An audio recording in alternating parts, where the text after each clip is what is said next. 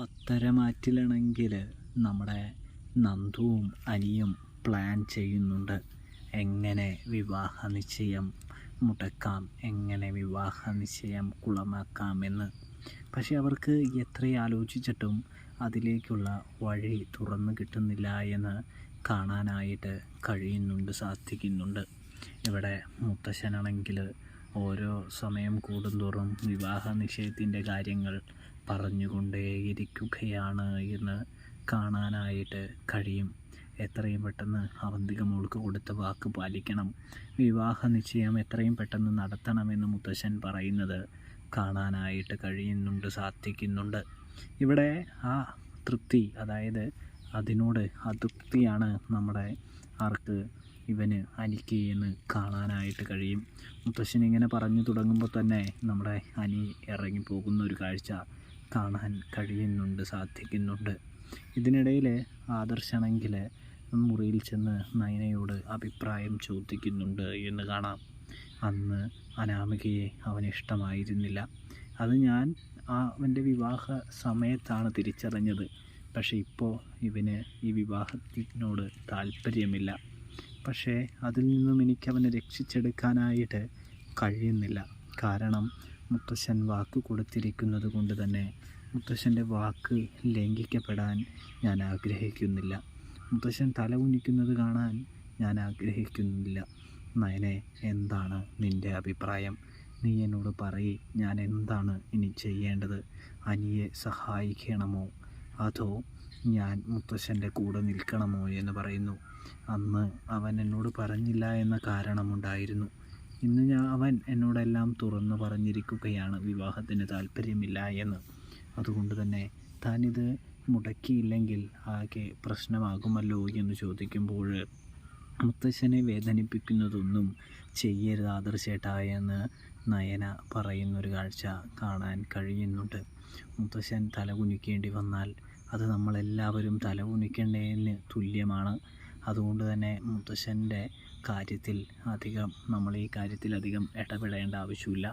അനി ശരിയായി വരുമായിരിക്കുമെന്ന് നമുക്ക് വിചാരിക്കാമെന്ന് പറയുമ്പോൾ അവന് ഈ വിവാഹത്തോട് താല്പര്യമില്ലെന്ന് തന്നെയാണ് എൻ്റെ നയനെ പറഞ്ഞുകൊണ്ടിരിക്കുന്നത്.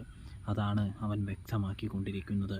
പിന്നെ നമ്മളിങ്ങനെ ചെയ്തു കഴിഞ്ഞാൽ അവന് നമ്മളോട് ദേഷ്യമല്ലേ ആവുള്ളൂ എന്ന് ചോദിക്കുമ്പോൾ ദേഷ്യമാവുകിലാവട്ടെ, പക്ഷേ നമ്മൾ തീർച്ചയായിട്ടും അനിയുടെ കൂടെ ഈ പ്രാവശ്യം നിൽക്കേണ്ടതില്ല എന്ന് പറയുന്നു.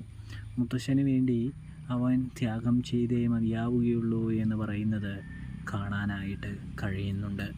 ഇന്നാണെങ്കിൽ ജോഗിങ്ങിൻ്റെ ഇടയിൽ നമ്മുടെ നന്ദുവിനെ കണ്ട് വിവാഹ നിശ്ചയം മുടക്കാനായിട്ട് പദ്ധതിയുണ്ടോ എന്ന് ചോദിക്കുമ്പോൾ തൻ്റെ കയ്യിൽ ഇപ്പോൾ വലിയ പദ്ധതിയൊന്നുമില്ല എന്ന് നമ്മുടെ നന്ദു പറയുന്നുണ്ട്. തനിക്ക് എന്ത് ചെയ്യണമെന്ന് പോലും അറിയാതെ നിൽക്കുകയാണ്. നിന്നെ നഷ്ടപ്പെടുന്നതിൽ എനിക്ക് അതിയായ സങ്കടവും കാര്യങ്ങളുമുണ്ട്. നിന്നെ നഷ്ടപ്പെട്ട് കഴിഞ്ഞാൽ താൻ അവിവാഹിത ജീവിതമായിരിക്കും നയിക്കാനായിട്ട് പോകുന്നത് എന്ന് പറയുന്നത് കാണാൻ സാധിക്കുന്നുണ്ട്. താൻ ഒരിക്കലും ഒരു വിവാഹ ജീവിതത്തെക്കുറിച്ച് ആലോചിക്കില്ല എന്ന് പറയുന്നതും കാണാൻ സാധിക്കും. അനി, എനിക്ക് നിന്നെ അത്രമാത്രം ഇഷ്ടമാണ് എന്ന് പറയുന്നു. എനിക്ക് നിന്നെ വിട്ടുകളയാൻ സാധിക്കുന്നില്ല, മറക്കാൻ കഴിയുന്നില്ലടാ എന്ന് പറഞ്ഞ് നമ്മുടെ നന്ദു പൊട്ടിക്കരയാനായിട്ട് തുടങ്ങുന്നു. ഇതേ സമയമാണെങ്കിൽ നമ്മുടെ അനിയാണെങ്കിൽ നന്ദുവിനെ ആശ്വസിപ്പിക്കാനും ഈ വിവാഹ നിശ്ചയം എന്തായാലും നടക്കാൻ ഞാൻ ജീവനോടുണ്ടെങ്കിൽ നടത്താൻ ഞാൻ അനുവദിക്കില്ല എന്നും പറയുന്നൊരു കാഴ്ച കാണാനായിട്ട് സാധിക്കുന്നുണ്ട്. ഇതേ സമയം എന്ത് ചെയ്യാനായിട്ട് കഴിയുമെന്ന് ആലോചിക്കുന്ന നന്ദുവിനെ അനിയെയും കാണാം. ഇവിടെ അവന്തികയുടെ എല്ലാ ചതിയും എല്ലാ നീക്കങ്ങളും അറിയാവുന്ന ഒരേ ഒരു വ്യക്തിയേ ഉള്ളൂ. അത് നമ്മുടെ നവ്യയാണ് എന്ന് കാണാനായിട്ട് സാധിക്കും. അതുകൊണ്ട് തന്നെ നവ്യാണെങ്കിൽ വിവാഹ നിശ്ചയം തകർക്കാനായിട്ട് ഇറങ്ങുന്നുണ്ട് പടപൊരുതാനായിട്ട്. കൂടാതെ തന്നെയാണെങ്കിൽ നമ്മുടെ ആദർശിനെയും കൊണ്ടാണ്, ആദർശിനും നയനയ്ക്കും മെസ്സേജ് അയച്ചുകൊണ്ടാണ് തുടങ്ങുന്നത്. അവന്തികയെ വിശ്വസിക്കാൻ കൊള്ളില്ല എന്നും അവളൊരു ഡബിൾ സ്റ്റാൻഡുള്ള ആളാണെന്നും പറഞ്ഞ് മെസ്സേജ് അയക്കുന്നുണ്ട്. പക്ഷേ എല്ലാത്തിൽ നിന്നും ശരിയായി വന്നതുകൊണ്ട് തന്നെ ഇത് ശരിയായിരിക്കില്ല എന്ന് ആദർശം നയനയും തീരുമാനമെടുക്കുന്നുണ്ട് എന്ന് കാണാം. എന്നിരുന്നാലും ആദർശ് നമ്മുടെ അവന്തികയെ ചെറുതായിട്ടൊന്ന് ഫോളോ അപ്പ് ചെയ്യാനായിട്ട് തുടങ്ങുന്നുണ്ട് എന്ന് കാണാൻ കഴിയുന്നുണ്ട്. ഇവിടെയാണെങ്കിലോ അതുകൊണ്ട് കാര്യമില്ല എന്ന് തിരിച്ചറിയുന്ന നമ്മുടെ നവ്യാണെങ്കിൽ പെട്ടെന്ന് തന്നെ തൻ്റെ വേറെ ഒരു കളി ഇറക്കുന്നുണ്ട്. തൻ്റെ സഹോദരിയുടെ കാമുകനെ അവൾക്ക് നഷ്ടപ്പെടരുത് എന്ന് ചിന്തിക്കുന്ന നവ്യാണെങ്കിൽ കളത്തിലേക്ക് അനാമിക എന്ന നമ്മുടെ അനിയുടെ മുൻ ഭാര്യയെ ഇറക്കുന്നൊരു കാഴ്ച കാണാനായിട്ട് കഴിയുന്നുണ്ട്, സാധിക്കുന്നുണ്ട്.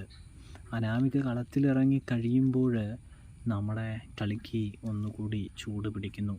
വിവാഹ നിശ്ചയം മുടക്കാനായിട്ട് നന്ദുവിന് കുറച്ചുകൂടി എളുപ്പമാകുന്നു എന്ന് കാണാം. അതായത് അനാമിക ആദ്യം തന്നെ നന്ദുവിൻ്റെ സഹായമാണ് തേടുന്നത് എന്ന് കാണാൻ സാധിക്കും. നന്ദുവിൻ്റെ അടുത്ത് ചെന്ന് പറയുന്നുണ്ട് തനിക്ക് ഇങ്ങനെ ഒരു പരാതിയുണ്ടെന്നും തൻ്റെ ഭർത്താവ് വേറൊരു വിവാഹ നിശ്ചയത്തിനും വിവാഹത്തിലേക്കും കാലെടുത്ത് വെച്ചുകൊണ്ടിരിക്കുകയാണെന്നും അതുകൊണ്ട് അത് തടയണമെന്നും പറയുന്നൊരു കാഴ്ച കാണാനായിട്ട് കഴിയുന്നുണ്ട്, സാധിക്കുന്നുണ്ട്. ഇതേ സമയമാണെങ്കിൽ നന്ദുവാണെങ്കിൽ അങ്ങനെയാണെങ്കിൽ നമുക്കൊരു കൈ നോക്കിക്കളയാമെന്ന് പറയുന്നതും കാണാൻ സാധിക്കും. ഒടുവിലതാ വിവാഹ നിശ്ചയം മുടക്കാനായിട്ട് നന്ദുവിൻ്റെ കൈകളിലേക്ക് ഒരു വജ്രായുധം വീണ് കിട്ടുന്ന ഒരു കാഴ്ചയാണ് കൂട്ടുകാരെ നമുക്ക് കാണാനായിട്ട് സാധിക്കുക. അങ്ങനെ വിവാഹ നിശ്ചയ സമയത്ത് നന്ദു പറയുന്നുണ്ട്, നിങ്ങൾ ആദ്യം പോയി തുടങ്ങി വെച്ചുകൊള്ളൂ, നിങ്ങളുടെ കയ്യിൽ നിന്നില്ലെങ്കിൽ തീർച്ചയായിട്ടും താൻ വരാമെന്ന് പറയുന്നൊരു കാഴ്ച കാണാനായിട്ട് സാധിക്കും.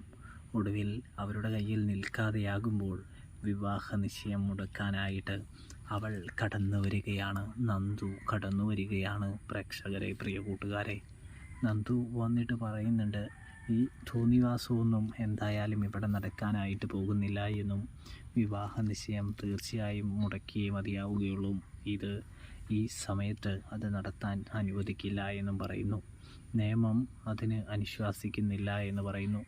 ഇവരുടെ പരാതിയിലാണ് ഞാൻ കേസെടുത്തത്, ഇവരുടെ പരാതിയിലാണ് ഈ വിവാഹ നിശ്ചയം മുടക്കാനായിട്ട് വന്നത് എന്ന് പറയുമ്പോൾ മുത്തശ്ശനാണെങ്കിൽ മോളെ നീ എന്താ ഇങ്ങനെ ഇവർ കള്ളപ്പരാതിയാണ് തന്നിരിക്കുന്നതെന്ന് അറിയില്ലേ എന്ന് ചോദിക്കുമ്പോൾ മുത്തശ്ശ നിയമപരമായി നോക്കുമ്പോൾ ഇവർ തന്ന പരാതിയിൽ കഴമ്പുണ്ടെന്ന് പറയുന്നു.